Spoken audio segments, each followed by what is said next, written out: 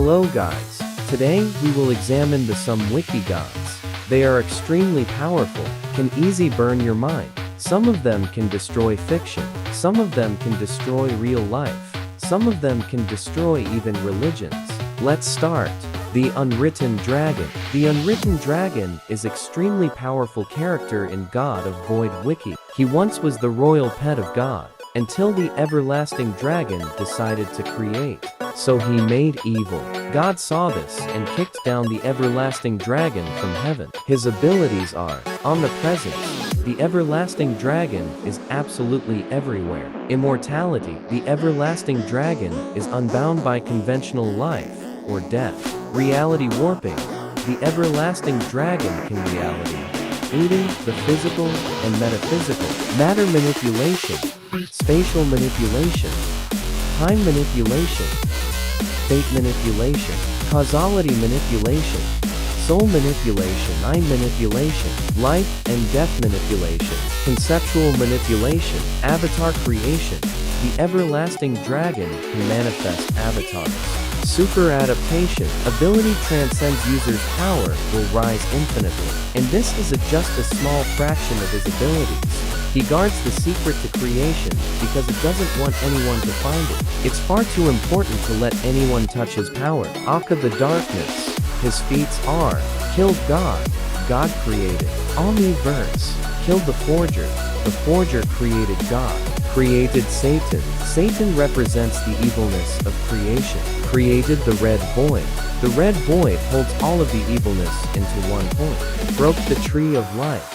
The tree of life holds all of existence. Found a way to transcend infascendence. Avatars. Since this beast is so vast, he has to send his avatars. He has many, such as the wyvern in black and many more. These avatars can be big or small, humanoid or not, and even the darkness is his avatar. He also sends heralds. The dragon simply wants imperfection, Akka darkness. He wants oblivion in the world of government. You see, oblivion is literally the unwritten dragon's true form. And God pushes down to three realms: the spirit realm, hell, and heaven. Transcends age. Outside of the expanding abyss. Transcends speed. Also transcends IQ. Transcends durability. Transcends stamina. Endless. He actually destroyed all of the infinite cosmology and their infinite amount of the cosmology. He has a lot of new abilities that he claimed by destroying everything. His abilities are transcendence over the whole verse and cosmology. True God of Aeron. 2. God of Aeron is extremely powerful character in the omniversal domain, wiki. The true God of Aeron is the changeless, formless singularity of the omniversal sphere that resides at the core of Aeron, and is the Lord of Aeron's true form. He lay beyond all of time as it was perceived by anyone within the sphere, but from his own perspective, he had a form of personal linear continuity, but a true absolute being, one worthy of being called supreme, had no such limitations.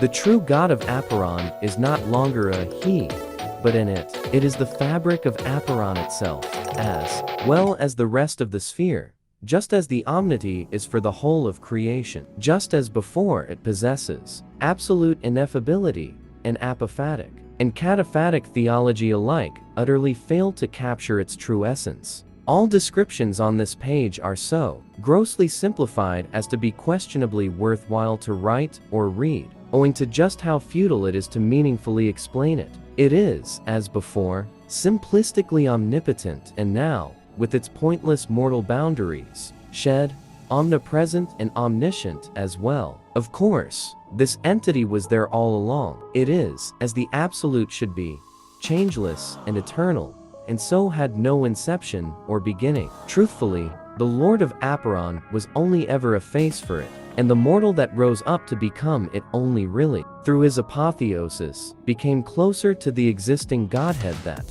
he and every other being were already a part of. The beginning. The beginning is extremely powerful character in the Beyond Everything verse wiki, a being completely outside of Everything completely superior to everything completely invincible. The beginning is an abstract being, and is the main protagonist in the verse of the main book.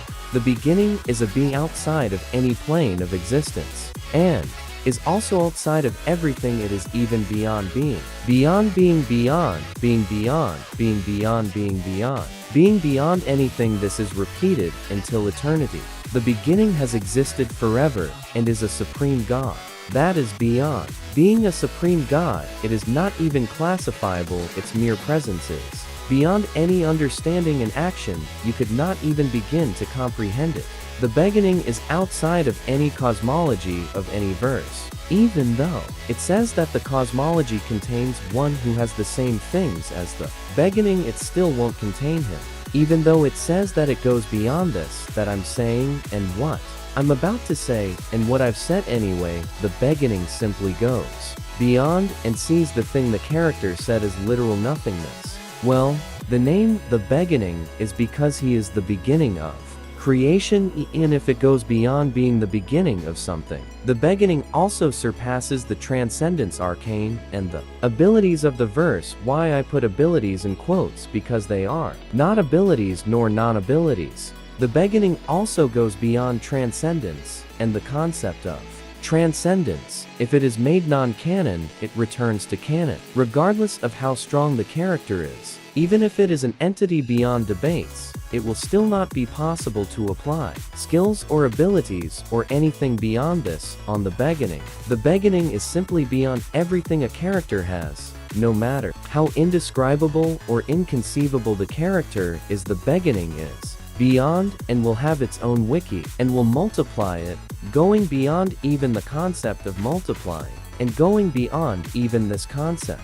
Since the beginning is simply the supreme lord of all that exists and does not exist, and also beyond. The beginning also has forms, and only its second form is beyond its base form and sees it as a literal nothingness and beyond. The beginning is completely indescribable, unattainable, and beyond the concept of indescribable. These indescribability, etc., are much superior to those contained in the cosmologies or those of the other verses that contain them. The beginning is at the level of the place in cosmology, so the cosmologies above contain the indescribability of the beginning. The beginning is actually beyond the indescribable, even the true indescribability, such as the infinitesimal particles. The spires. The spires are extremely powerful character and beyond the diff's wiki. The true existence that transcends all realms by existing in such a higher plane of existence and is above all possible concepts and